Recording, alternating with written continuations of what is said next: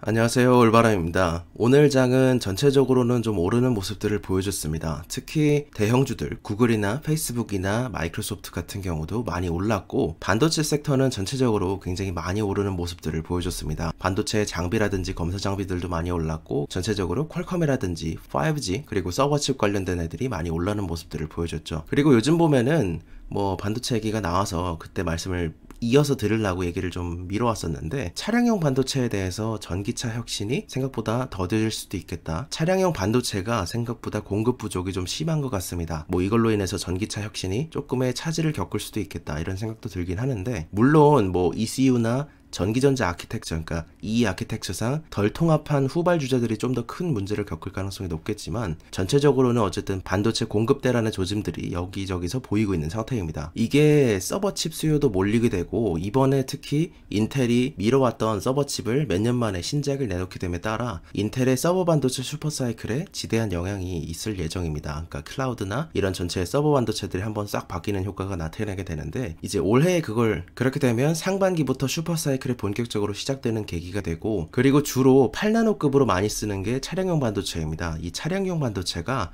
현재 큰 폭의 공급 부족 사태를 겪고 있는 상태이죠. 전체 반도체 시장으로 본다면 이 오토칩 쇼티지가 그렇게 큰 편은 아닌데, 그러나 자동차 시장에 미치는 효과가 중요하겠죠. 폭스바겐이나 혼다나 도요타 이런 데들도 지금 감산을 일부 정도 하고 있거나, 폭스바겐 같은 경우는 1주에서 2주 정도 생산을 지금 미뤄둔 공장들도 발견되고 있고, 그리고 아우디 같은 경우도 잠시 반도체 부족 때문에 생산 차질을 겪음에 따라 1만 명이 임시 휴직에 들어갔습니다. 이게 있는 거를 다 접어야 하는 수준까지는 아닌 것 같습니다. 전체 리스크 분석 차원에서 얼마나 부족한 건지에 대해서 아직까지 조금 더 정확한 정보들은 안 나오고 있는데, 현대차 같은 경우에는 대략 차량 반도체 부족으로 인해서 약 500억 원 정도의 손실을 겪을 것이다, 이런 얘기는 돌고 있으니까, 원래는 이게 사실은 일시적으로 팬데믹 때 차가 많이 안 팔리니까 차량용 반도체 수요가 확 줄었겠죠. 그러니까 그 부분을 상당히 많이 이 가전용 반도체로 전환을 시켜놨었습니다. 그런데 이번에 차량 쪽에서 우리가 캐파를 늘리고 앞으로 지금 많이 쓰고 있고, 아무래도 팬데믹 때문에 이 차량으로 다 이동을 하다 보니까 차 수요가 많이 늘어났는데, 그거에 따라서 차량용 쪽에서 요구를 이제 다시 하고 있는 상황이죠. 그때 가전용으로 돌린 거 차량용으로 다시 좀 달라. 그래서 일시적으로 공급 부족이 생기는 건가, 이런 얘기를 하면서 조금 더 길게 바라봤었는데, 생각보다 이게 길어질 것 같습니다. 관련된 그 미국의 자료를 조금 몇 개는 봤을 때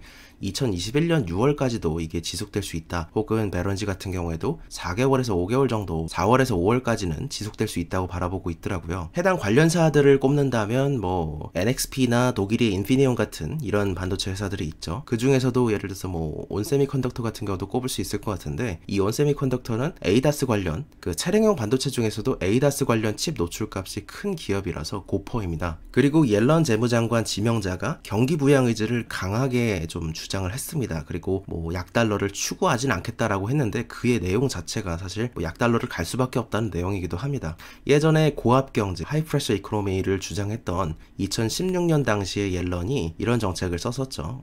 조금 더 쉽게 설명을 드린다면, 당시에 사람들이 돈을 풀어도 기업 쪽에서 투자 쪽으로 가지 않으니까 임금 상승이 나타나지 않았죠. 그렇기 때문에 기업 참여자들에게 물어봤었습니다. 옐런이 왜 투자를 안 하냐 그랬더니, 기업 입장에서는 어차피 우리가 돈을 벌 때쯤 되면 이제는 물가가 올라가겠구나 라고 생각을 해서 미리 기업이 수혜를 보기 시작한 초입부터 연준이 금리를 인상을 해버리니까, 금리를 낮춘 거에 대한 열매를 먹기도 전에 이미 인상으로 쓴맛을 보게 된다, 그런 주장이 있었고, 그럼 옐런은 한동안 더 오랫동안 이 하이프레셔 수요를 폭증시킬 만큼 돈을 풀겠다, 과열이 발생하더라도 지금의 경기 부양이 좀 더 오래 가야 된다는 주장을 했던 인사 중에 한 명이었습니다. 그 분이 다시 지금 재무장관 지명자로 등장해서 그 당시와 2016년과 같은 뷰를 단 입장을 다시 한번 내세운 겁니다. 그렇기 때문에 지금 파월도 그렇고 옐런도 그렇고 둘 다 고용이 올라올 때까지, 그러니까 선행지표, 동행지표, 후행지표 중에 후행지표인 고용이 올라올 때까지 경기 부양을 충분히 하겠다는 입장을 계속해서 하고 있는 거죠. 이에 대해서 JP모건 같은 경우에는 올해 바이든 부양 정책이 실행될 경우에 미국이 올해 11.4%까지도 성장할 수 있다고 바라봤습니다. 기존에는 명목 GDP가 6.4% 정도 오를 거라고 예상을 하고 있었기 때문에 굉장히 더 높게 잡은 거죠. 다만 주식시장 실제 자체는 어쨌든 M1 통화량 자체가 이전 대비 70% 가까이나 굉장히 많이 오른 시점입니다. 사실 그 당시에 QE를 하고 이럴 때만 해도 이 정도로 많이 풀진 않았었는데 지금 유동성을 어마어마하게 풀었기 때문에 돈의 힘으로 밀어붙이는 장이라서 어떤 뭐 기름 부은 상황에서 불꽃이 튀면 활활 타는 그런 장을 유지를 좀 하고 있는 상태입니다. 마지막으로는 실물금리도 좀 봐야겠지만 어쨌든 팬데믹 때 저점에 비해서 2배가 오른 상황에서 시장의 10년물 국채금리가 올라가는 흐름을 멈추면서 위험선으로 또 시장도 긍정적으로 화답할 수 있었습니다. 그리고 이 항은 53%를 상승했는데 일단은 좋은 소식이고, 그리고 지금은 어쨌든 어디까지 갈지는 캐파를 말씀드렸고 ASP를 말씀드렸으니 그걸 기반으로 곱해서 PSR과 PER을 얼마로 잡느냐의 문제겠죠. 그리고 윈푸시 같은 경우에도 지방정부에서 지원을 해서 그걸 깐 거기 때문에 중앙정부 차원에서 지원이 좀 많이 있는 편이다. 그래서 기존의 캐파 대비 12배가 될 것으로 예상이 되고 있는 시점에서 어떻게 변할지는 좀 더 봐야 될 거라고 생각을 하고 있습니다. 이제 앞부분이 좀 길었는데 테슬라 얘기로 다시 좀 돌아와서 말씀을 좀 드려보자면, 오늘 바이든 정부가 출범을 하게 됩니다. 오늘 그럼에 따라 가장 먼저 하는 일 중에 하나가 이 팬데믹에 대해서 신경을 쓰는 것도 있고요. 그리고 이민자에 대한 내용이나 그런 것도 있는데 주로 언급되는 것이 환경 변화에 대한 대응으로서 바로 2050년까지 100% 재생에너지를 활용하고 탄소 배출을 넷제로로 만들기 위해서 행정명령의 서명이 예정되어 있습니다. 그렇다는 거는 결국에는 유럽과 중국에서 상대적으로 규제의 강도가 굉장히 강했는데요. 그런 시점에서 원래는 미국도 탄소 배출 규제가 좀 강한 편이었습니다. 그런데 트럼프 정부에 들어서면서 그거를 많이 꺾었었습니다. 그랬기 때문에 바이든 정부 취임 이후에는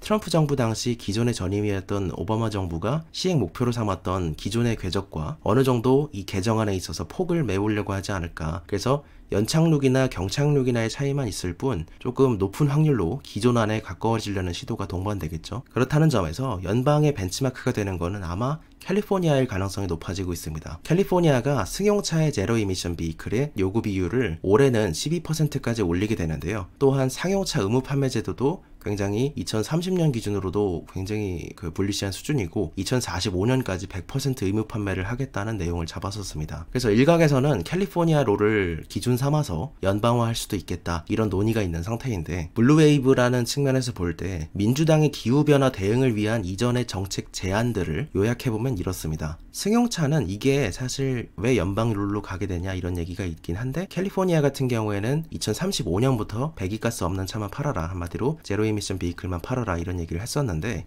그것에 대해서 민주당의 장기 액션 목표도 비슷한 지점을 꼽고 있죠. 때문에 거의 캘리포니아가 벤치마크가 되고 있다, 이런 내용을 얘기 드릴 수 있을 것 같습니다. 그렇지만은 아까는 캘리포니아는 2045년까지 상용차를 의무화하는 건데 민주당 같은 경우는 2040년까지 조금 더 어떤 장기 목표지만 이게 다 지켜지겠다고는 보기 힘들지만 그렇지만 상당히 불리시한 제도를 하고 있다. 그리고 전기차나 수소차 관련 충전 인프라에 대한 세제 혜택도 상당히 급진적입니다. 30%나 해준다고 하고 있고, 물론 이게 정당 목표이기 때문에 다시 한번 말씀드리지만 실제 집권당이 된다면 이걸 뭐 그대로 시행하기보다 아무래도 좀 더 스무스해지겠죠. 그리고 현안과의 박자를 맞춰야 되기 때문에 그래도 어쨌든 인프라 투자액의 30% 가까운 세액 공제를 해준다는 굉장히 센 내용이고, 충전망 구축을 위해서도 지방정부에 연간 3.5억 달러 정도의 보조금을 지불하게 되고, 차지 포인트처럼 퍼블릭 충전 시설을 대상으로도 리베이트를 제공할 예정입니다. 그리고 실질적으로는 이게 조금 클 것 같은, 이거에 관련해서 하나 또 드릴 말씀이 이 뒤에 있을 예정인데, 일단은 오바마 행정부 당시에 2008년 9년쯤에 금융위기 이후에 부양책의 일환이었습니다. 당시에는. 그래서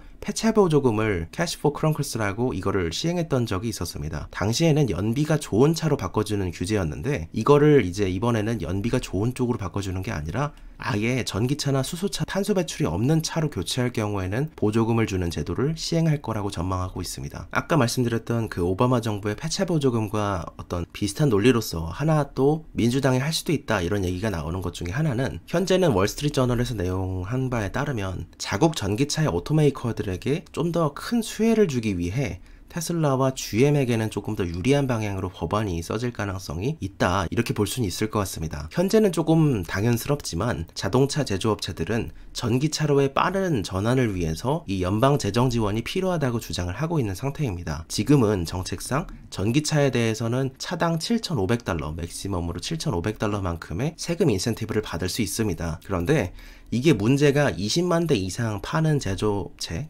오토메이커에 대해서는 이 텍스 크레딧을 못 받습니다. 때문에 테슬라나 GM은 이에 대해서는 할당치를 다 쓴 기업이기 때문에 그랬기 때문에 혜택을 못 받고 있었습니다만, 해당 법안의 예산이 조금 더 커지게 되면 수혜를 보는 금액들도 굉장히 좀 커질 거라고 예상되고 있습니다. 연방의 텍스 크레딧에 대해서 말씀을 한번 드리자면 이렇습니다. 20만 대 이상 팔면 못 받는다 라고 말씀을 드렸었듯이, 전기차 분야에서는 뭐 아우디 이트론이나 BMW i3나 현대 아이오닉, 그리고 제규어 아이페이스, 미니, 닛산 리프, 폴스터2, 포르쉐 타이칸까지도 받고 있지만 테슬라 같은 경우는 못 받고 있는 상태이죠. 그리고 플러그인 하이브리드 같은 경우도 다양한 브랜드들이 약 $5,000 정도에서 $7,500까지를 크레딧을 받아가고 있는 상태인데, 참고로 여기도 안 나와 있지만 GM도 못 받는 상태입니다. 그 시기로 본다면 어떤 좀 간단합니다. 20만 대 달성 시기가 언제였느냐, 이걸 보게 되면 되는데, 그래서 테슬라는 2018년 7월부터 달성하였기 때문에, 그랬기 때문에 그 이후부터는 텍스 크레딧을 못 받고 있는 상태이고, 그리고 GM은 2018년 4분기에 이미 달성을 했습니다. GM도 빨리 달성을 했죠. 그랬기 때문에 테슬라처럼 GM도 현재는 텍스 크레딧을 못 받고 있습니다. 어쨌든 이런 전기차로의 전환은 결국에는 과징금을 그만큼 더 많이 때림으로써 가능해지는 겁니다. 그랬기 때문에 거기서 버젯을 끌어와서 여기다가 주는 건데, 그래서 작년에 11월 22일에 맥킨지 자료로 설명을 드렸던 내용처럼 유럽연합도 이런 과징금이나 벌금 같은 이런 내용을 많이 때림으로써 이거를 보조금이나 충전소 확대로 상당히 많이 쓰고 있습니다. 그래서 탄소 배출이나 염류 규제를 강하게 해서 세금을 걷고 그에 대한 거를 이런 쪽으로 쓰는 거죠. 바이든 정부에서 좀 더 강력한 드라이브를 건다면 배터리나 플러그인 차에 대한 전망도 미국향으로 상당히 많이 늘 수 있다고 생각이 되고,